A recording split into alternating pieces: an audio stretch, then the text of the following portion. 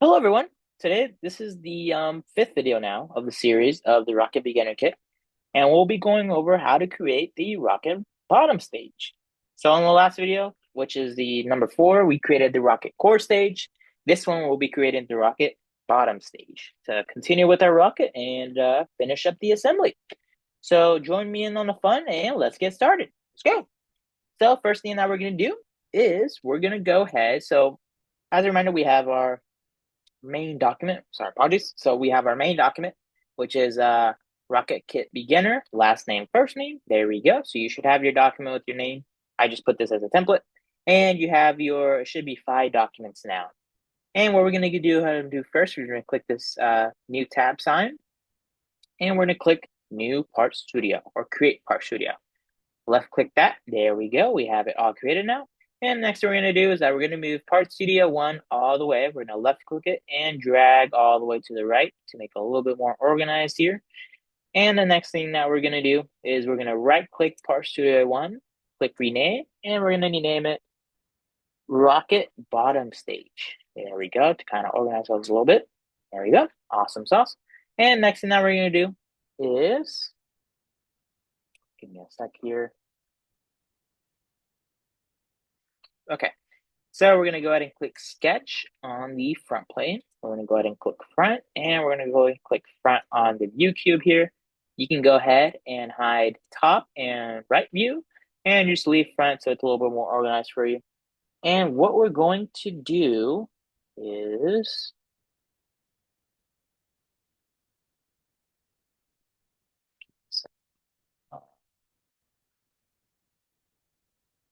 okay, so what we're going to do is we're going to go ahead and click the rectangle key or R on your keyboard.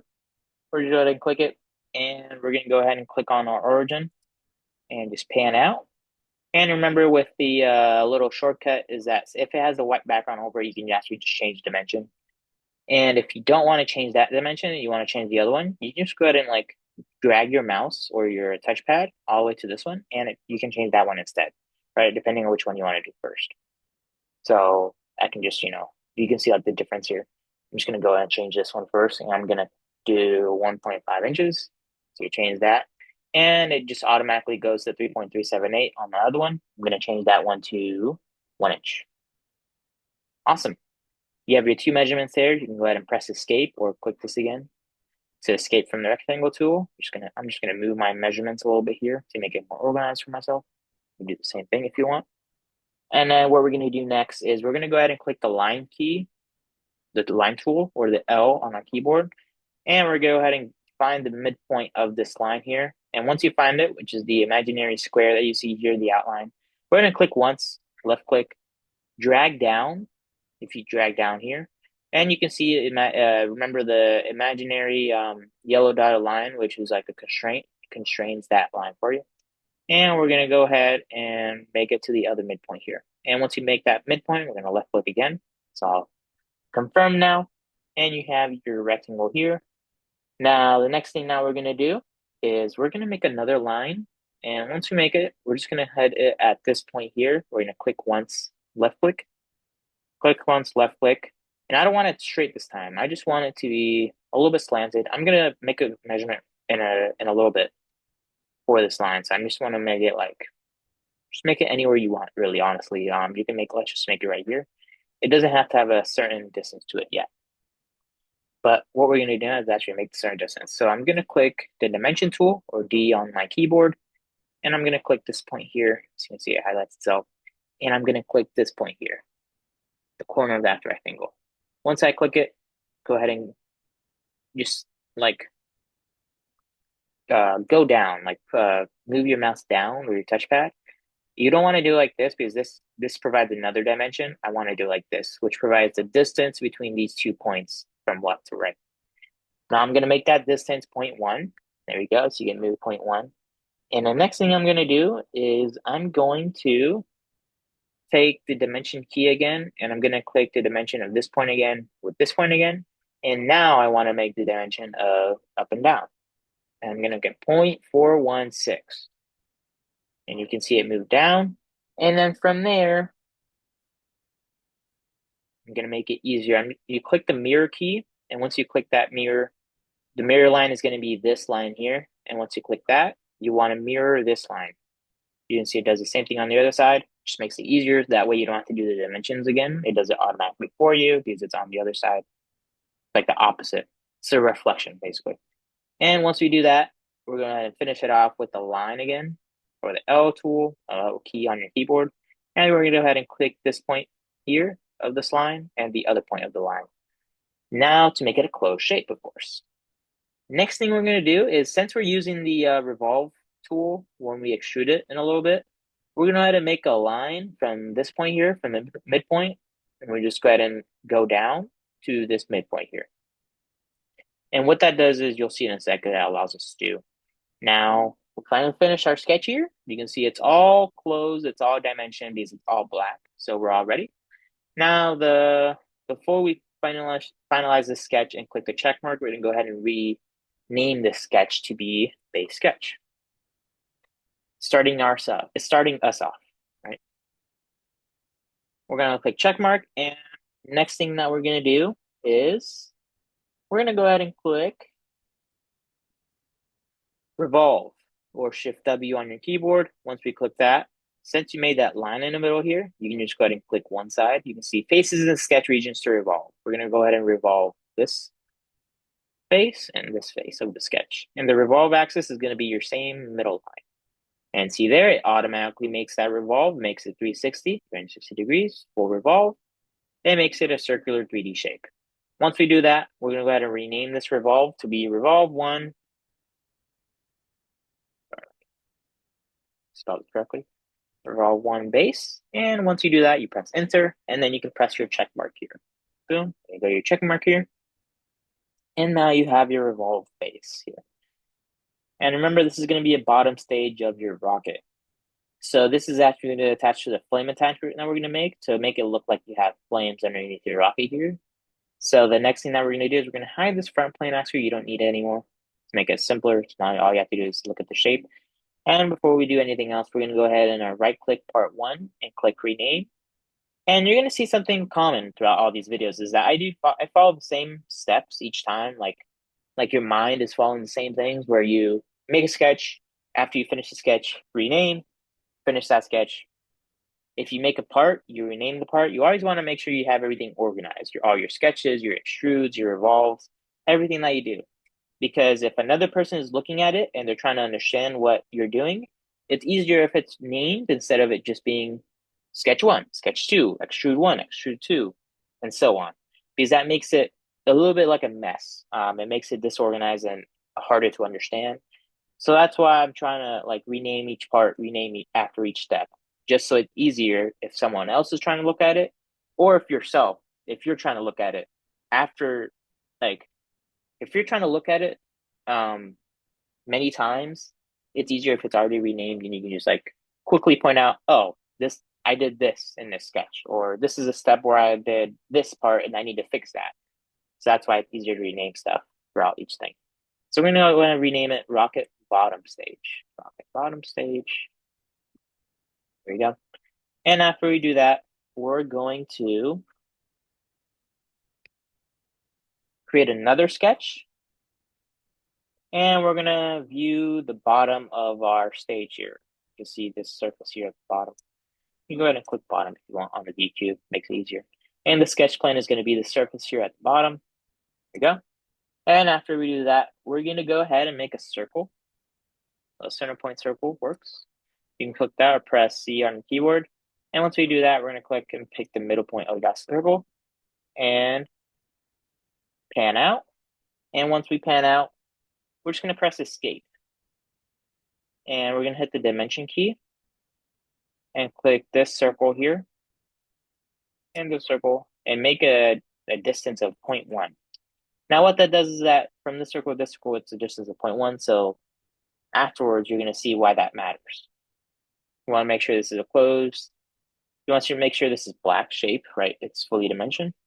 And once you do that, we're going to go ahead and rename this sketch to be bottom removal sketch. Awesome. Press enter, click the check mark. And afterwards, we're going to go ahead and click the extrude key, tool again. And we're going to go ahead and click the circle that we just made. And if for any reason the circle doesn't appear, it's because you probably have the sketch hidden. Now, what I mean by that is, this is just an example. The sketch that we just did the circle on, which is bottom removal sketch, if I hide it by accident, or if I don't remember that I hit it, you can see that there's no circle anymore, right? The sketch that you just did, it doesn't appear anymore. And why that is because you hit it, right? It won't appear until you unhide it. So if I extrude, it's going to extrude this big circle, but I don't want that because as you remember, you just created a smaller circle sketch. So I'll unhide it, so now it appears. And what I'll do is I'll click the smaller circle now that it appears. And I'll just rename it real quick. I'm going to name it bottom removal. Press enter and click remove instead of add, so that it removes material. And the depth is going to be 1.2. Nope, sorry. There you go. So 1.2. And you can just press check mark since you already renamed it. And there you go. You just removed that piece of material. And if it's easier, now you can actually hide the sketch, right? You don't need that sketch anymore because you already did the job of removing the material. You don't need to see it if you already did it on the part, right? It already looks like it has removed material. And afterwards, we're going to go ahead and make a sketch on the top surface. And we're going to go ahead and click center point rectangle. So you can just go ahead and click the top plane on your view cube. And we're going to go ahead and click the midpoint of the circle and just pan out your rectangle, left click, and you can see the white background here. You can just go ahead and make it 0.405 inches in size and 0.405 inches. There you go. The length and width, there you go, is 0.405 and 0.405 square. After we do that, instead of sketch one, we're going to rename it to be square extrusion sketch. There we go. And once we do that, you can see that there's a sketch there, but if I hide it, you won't see it. But I don't want to hide it just yet. I want to be able to be visible because we're going to go ahead and extrude it just in a second. So now we're going to go ahead and click the square that we just sketched out. You can see it's 1 inch. We don't want it to be that much of an extrude. So we're going to go ahead and make it 0.7 inches. And instead of it being called extrude one, we're going to go ahead and click the pencil key. So the pencil tool, the pencil icon that you saw there. And instead of extrude one, we're going to go ahead and call it square above extrude. If you have a better name for it, you can go ahead and use that name, whatever works best for you. Right, in terms of naming it. I named it this because it makes sense more to me.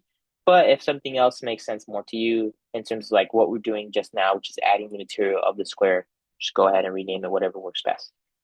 After we do that, we're going to go ahead and click the check mark, which we just did. And you can see, you can hide the sketch actually. And you can see you have your part, right? Congratulations. So you have your rocket bottom stage. Next thing that we're going to do is actually you can just edit appearance, right click on there, and you just edit appearance to whatever you want. I'm going to make it blue to match my other parts, the same color. And after we do that, there you have it. Last thing that we're going to do is we're going to go ahead and click rocket assembly, and we'll go to our assembly. And since we just have our finished rocket bottom stage, we're going to go ahead and click insert and click bottom stage. And after we do that, we can just left click here wherever you want it. I'm just going to put it right here for a second. Left click it, confirms it, and you press check mark. And after that, we're going to go ahead and fasten mate it, which means it's going to, so you can see it removes all degrees of freedom with 2 objects. So it's not going to move after it's fastened because it's gonna be attached together. Now I'm going to attach the top surface of this so that you can see like I can honestly attach it anywhere. So these are just like points I can connect to. I'm just going to do the middle because it's easiest. And I'm going to go ahead and click the middle of this square here sketch. You can see like the outline. Make sure it's this one. And click this again. And you can see it's all connected now. Awesome sauce.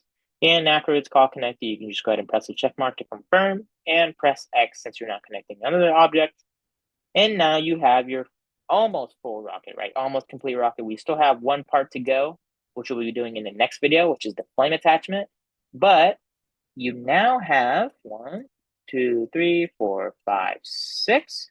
6 parts completed, right? 6 parts assembled and 6 parts attached. You have almost all your rocking complete. Congratulations. So if you have the physical rocket kit, you can see like the comparison of how it was created on the computer versus how it is in real life. And that's what I wanted to show was everything that is physically made has to have a model behind it or a computer model behind it.